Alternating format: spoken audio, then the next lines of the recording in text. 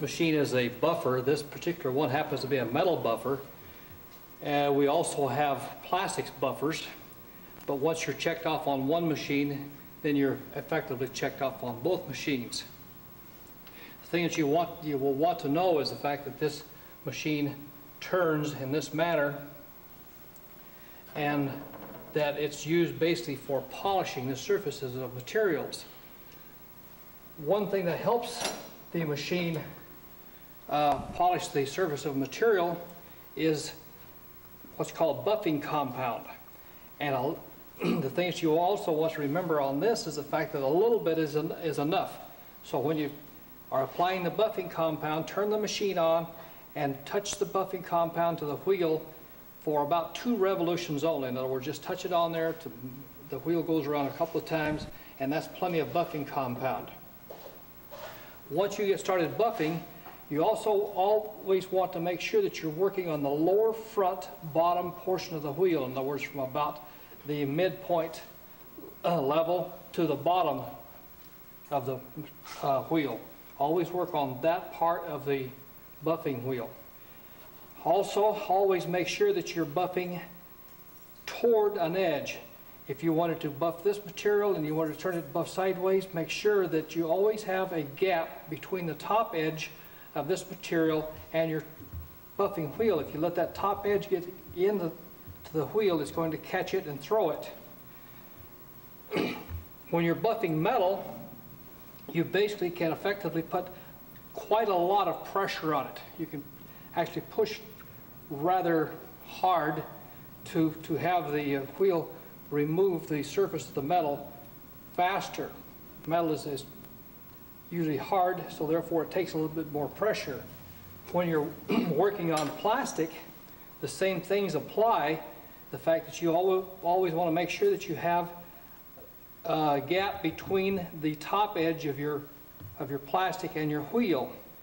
Now, the difference in buffing plastic and buffing metal is that when you're buffing plastic, you want a very light touch, because the plastic is relatively soft and will create heat, and you can actually melt the surface of your material. So if you do that, then you're lost. You have to go re-sand it and then come back and to rebuff it. So therefore, you use a real light touch when you're buffing plastic. Back to the buffing compound, we in the middle school try to set up our buffer so that the buffing compound goes onto the right wheel only. So this is used for the beginning buffing, or when you first get started, or the coarse buffing. After you buff on the right hand wheel for a while, then you leave the other wheel without buffing compound to basically to finish buff and to finish off your buffing on the buffer. Again, this machine is the metals buffer, and there is one that's plastics buffer. It's okay to buff plastic on this one, however the metal particles probably will scratch your plastic. You should never go buff metal on the plastics buffer, because it'll put those metal particles into the plastics buffing wheel and turn it black, and then maybe not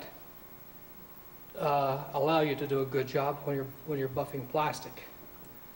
Again, in review, make sure that when you're using this machine that there's only one person on each wheel and there's nobody behind you.